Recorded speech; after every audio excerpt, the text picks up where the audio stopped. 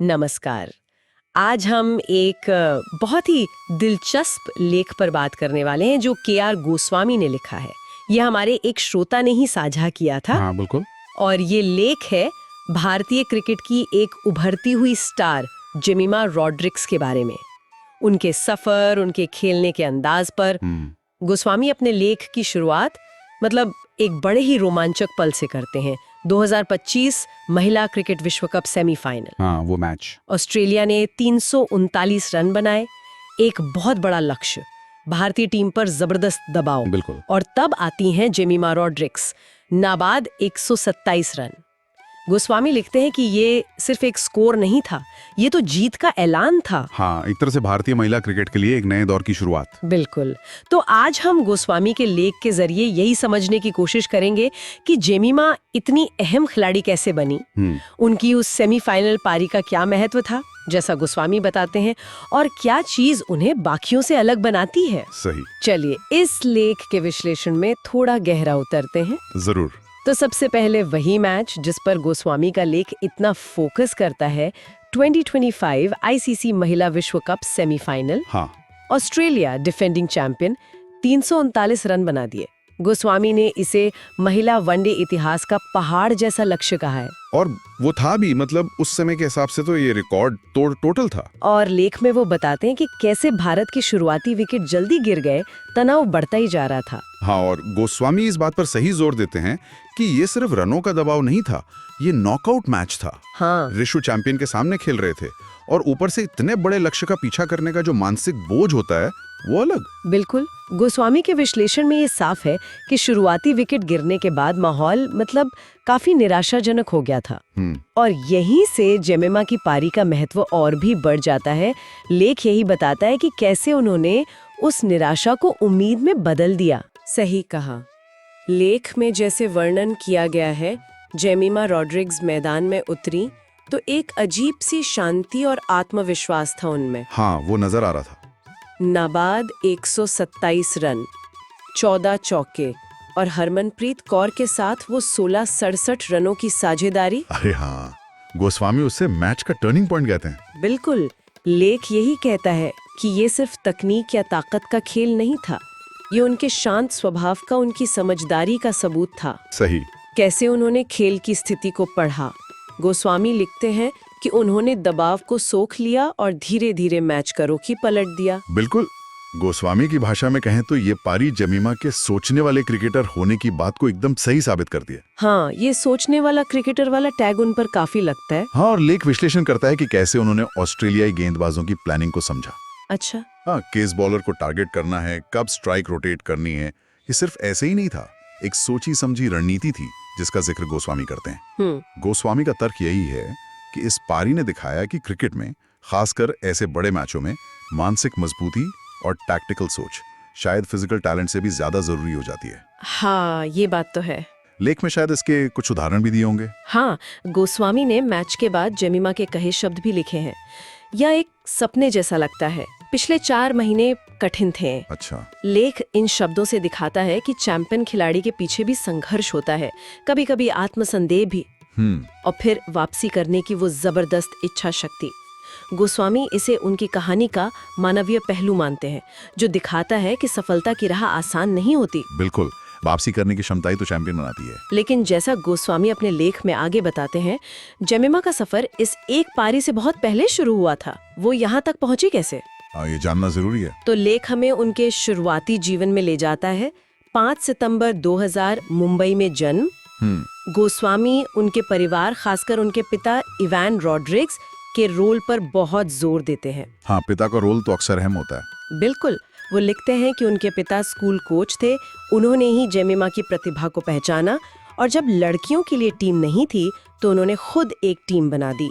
अरे वाह, ये तो कमाल की बात है, माहौल बनाया उन्होंने। हाँ, लेख के हिसाब से ये पारिवारिक सपोर्ट उनकी बुनियाद का बहुत अहम हिस्सा है। सही। और लेख एक और मजेदार बात बताता है, क्रिकेट से पहले जेमिमा महाराष्ट्र के लिए अंडर 17 और अंडर 19 लेवल पर फील्ड हॉकी खेल चुकी थी। अच्छा, हॉकी, ये तो मुझे नहीं पता था। हाँ, गोस्वामी इसे उनकी नेचुरल एथलेटिक टैलेंट और वर्सेटैलिटी का सबूत मानते हैं। हाँ, हो सकता है। मल्टी स्पोर्ट बैकग्राउंड से अक्सर एथलीट्स को फायदा होता है, फुटवर्क, फिटनेस। शायद, पर लेख कहता है कि दिल तो क्रिकेट में ही लगा था और इसकी झलक बहुत जल्दी दिख गई थी। गोस्वामी उस पारी का जिक्र करते हैं जब सिर्फ 17 साल की उम्र में मुंबई के लिए खेलते हुए सौराष्ट्र के खिलाफ 50 ओवर मैच में नाबाद 202 रन बना दिए 163 गेंदों में। 202 17 साल की उम्र में। हाँ, गोस्वामी जोर देते हैं कि वो ऐसा करने वाली दूसरी भारतीय महिला बनी और इस पारी ने उन्हें सीधा नेशनल लेवल पर आलोचनाओं में ला दिया। जाहिर है। लेख इसे उनके भविष्य की सुपरस्टार बनने का पहला पक्का संकेत मानता है। और गोस्वामी का विश्लेषण यहाँ मतलब सिर्फ आंकड़ों पर नहीं रुकता, वो इसे एक पैटर्न की तरह देखते हैं। कम उम्र में दबाव झेलना, बड़ी पारी खेलने की भूख, सही, और मानसिक मजबूती। लेख का तर्क है कि ये गुण बाद में उनकी सफलता का आधार बने। 17 की उम्र में दोहरा शतक, जैसा गोस्वामी लिखते हैं, ये सिर्फ टैलेंट नहीं, ये तो कमाल की मेंटल स्ट्रेंथ भी दिखाता है। बिल्कुल। फिर गोस्वामी 2018 में उनके इंटरनेशनल डेब्यू पर आते हैं। पहले T20 आए, फिर उसी साल ओडे आए। लेख में उनके खेलने के स्टाइल को कलात्मकता और आक्रामकता का दुर्लभ मिश्रण कहा गया है। हाँ, उनके शॉट्स में वो ग्रेस दिखता है, लेकिन जरूरत पड़ने पर अटैक भी करती है। हाँ, गोस्वामी उनकी टेक्निक की तारीफ करते हैं और साथ ही पारी को पेस करने की समझ की भी। कब अटैक करना है, कब सिंगल लेने हैं। बिल्कुल। लेख बताता है कि वो बहुत तेजी से भारतीय टीम के मिडिल ऑर्डर का एक जरूरी हिस्सा बन गईं। गोस्वामी उन्हें स्थिरता और अनुकूलनशीलता लाने वाली खिलाड़ी बताते हैं। सही, मतलब वो किसी भी स्थिति में ढल जाती हैं। हाँ, चाहे पहले बैटिंग हो या चेस करना हो। लेख के मुताबिक जमीमा मुश्किल हालात में टीम के लिए एक शांत एंकर बन जाती हैं। एक ऐसी खिलाड़ी जो प्रेशर में बिखरती नहीं बल्कि और बेहतर खेलती है। और वो सोचने वाला क्रिकेटर वाली बात जिस पर गोस्वामी बार बार लौटते हैं, वो यहाँ फिर से फिट बैठती है। हाँ। लेख में शायद कुछ उदाहरण होंगे कि कैसे उन्होंने मैच के दौरान रणनीति बदली। गोस्वामी यही बताते हैं कि वो खेल को कितनी अच्छी तरह पढ़ती हैं और सिचुएशन के हिसाब से खुद को एडजस्ट कर लेती हैं। बिल्कुल, ये जो मेंटल शार्पनेस है जिसे गोस्वामी उनकी नेचुरल टाइमिंग के साथ जोड़ते हैं, वही उन्हें टीम का इतना जरूरी हिस्सा बनाती है। सही। गोस्वामी का लेख शायद ये सवाल भी खड़ा करता है कि आज के टेस्ट क्रिकेट में ये अडेप्टेबिलिटी कितनी जरूरी है, और जमीमा इसका एक बेहतरीन उदाहरण है। तो अब आते हैं गोस्वामी के लेख के मुख्य तर्क पर। मतलब इस सब का क्या मतलब है, उस 127 वाली पारी और जमीमा की पूरी यात्रा का बड़ा महत्व क्या है, जैसा लेखक बताते हैं। हाँ, ये समझना जरूरी है। लेख के मुताबिक भारतीय महिला क्रिकेट के लिए इसके मायने बहुत गहरे हैं। गोस्वामी का तर्क है कि इस पारी ने न सिर्फ ये साबित किया कि टीम बड़े लक्ष्य चेज कर सकती है, बल्कि ये भी दिखाया कि वो ऑस्ट्रेलिया जैसी मजबूत टीमों को दबाव में हरा सकती है। हाँ, ये टीम के आत्मविश्वास के लिए बहुत बड़ा बूस्टर होगा। बिल्कुल। गोस्वामी मानते हैं कि ये टीम की मैच्योरिटी में एक मील का पत्थर था। उन्होंने शायद इसे महिला क्रिकेट में भारत के नए आत्मविश्वास का प्रतीक भी कहा है। सही बात है। और खेल के लिए गोस्वामी इस पारी को एक बयान की तरह देखते हैं। बयान? किस तरह का बयान? कि महिला क्रिकेट अब सिर्फ पुरुषों के खेल की परछाई नहीं है, ये अपने आप में high level skill, drama, emotion का मंच है। हाँ, जो दुनिया भर के दर्शकों को खींच रहा है। बिल्कुल। गोस्वामी के अनुसार ऐसी पारियां खेल की प्रोफाइल और कमर्शियल वैल्यू बढ़ाने में बहुत मदद करती हैं। हाँ, और गोस्वामी जमीमा की कहानी से कई सबक भी निकालते हैं, जो सिर्फ क्रिकेटर्स के लिए नहीं, सबके लिए हैं। अच्छा, क्या सबक है? लेख में शायद इन पर बात की है। पहला, दबाव में धैर्य रखना। गोस्वामी शायद बताते हैं कि कैसे जमीमा ने उस पारी में जल्दबाजी नहीं की, फोकस रखा। शांत दिमाग से खेलना। हाँ। दूसरा, तैयारी से मिलने वाला आत्मविश्वास। लेख उनके शुरुआती दिनों के अभ्यास का जिक्र करता है, दिखाता है कि सालों की मेहनत ही बड़े मंच पर काम आती है। उनके पिता का रोल यहाँ फिर आता होगा। बिल्कुल। तीसरा, प्रदर्शन से नेतृत्व करना। गोस्वामी का तर्क है कि जमीमा ने उस चेज को अपने बल्ले से लीड किया, बातों से नहीं। सही, action speaks louder than words. हाँ। और चौथा, असफलताओं से वापसी करना। लेख में शायद उन मुश्किल दौर का भी जिक्र है जब वो टीम से बाहर थीं या आलोचना झेल रही थीं।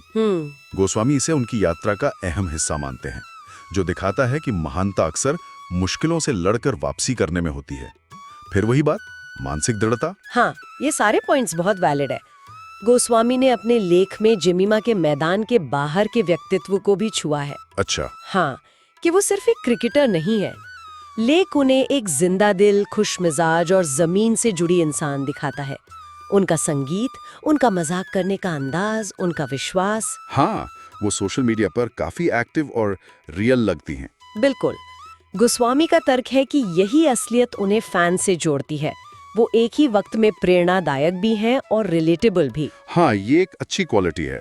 और गोस्वामी जमाइमा के उदय को भारत में महिला क्रिकेट के बदलते सीन के प्रतीक के तौर पर भी देखते हैं। कैसे? लेख शायद इस बात पर जोर देता है कि कैसे महिला क्रिकेट की विजिबिलिटी, पॉपुलैरिटी और प्रोफेशनलिज्म बढ़ रहा है। हाँ, ये तो दिख रहा है। गोस्वामी के मुताबिक जमाइमा जैसी रोल मॉडल युवा लड़कियों को न सिर्फ सपने देखने के लिए इंस्पायर करती हैं, बल्कि उन्हें यकीन दिलाती हैं कि ये सपने पूरे हो सकते हैं। बिल्कुल, ये सिर्फ खेल नहीं, एक तरह का सामाजिक बदलाव भी है। हाँ, ऐसा गोस्वामी का मानना है। तो के.आर. गोस्वामी के इस लेख के जरिए हमने देखा कि कैसे जेमाइमा रॉड्रिग्स एक टैलेंटेड युवा खिलाड़ी से मैच विनर बनी।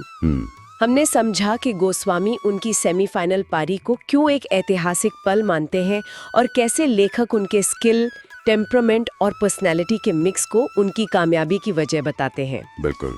जैसा गोस्वामी कहते हैं, वो सिर्फ क्रिकेट नहीं खेल रही, वो शायद इसे फिर से डिफाइन कर रही हैं। हाँ, और गोस्वामी का जो निष्कर्ष है लेख में वो काफी दमदार है। वो लिखते हैं कि उनकी विरासत अभी बन रही है। उस पारी में उन्होंने सिर्फ 338 रन चेज नहीं किए, उन्होंने शक और सीमाओं को चेज किया। वाह, क्या लाइन है। हाँ, गोस्वामी हमें याद दिलाते हैं कि लचीलापन और इरादा आज भी खेल जिताते हैं, कि शालीनता और ताकत साथ साथ रह सकते हैं। और ये कि भारतीय क्रिकेट का भविष्य उज्जवल है, निडर है, प्रतिभा से भरा है, और इसका एक बहुत बड़ा हिस्सा महिलाएं हैं। बिल्कुल सही। और जैसा कि गोस्वामी का लेख हमें सोचने पर मजबूर करता है, जाते जाते एक सवाल हम भी छोड़ जाते हैं। जेमिमा जैसी खिलाड़ियों की बढ़ती सफलता और विजिबिलिटी, जैसा गोस्वामी ने तर्क दिया, भारत में जमीनी स्तर पर लड़कों के लिए सिर्फ क्रिकेट ही नहीं बल्कि दूसरे खेलों में भागीदारी और विकास को कैसे प्रभावित कर सकती है।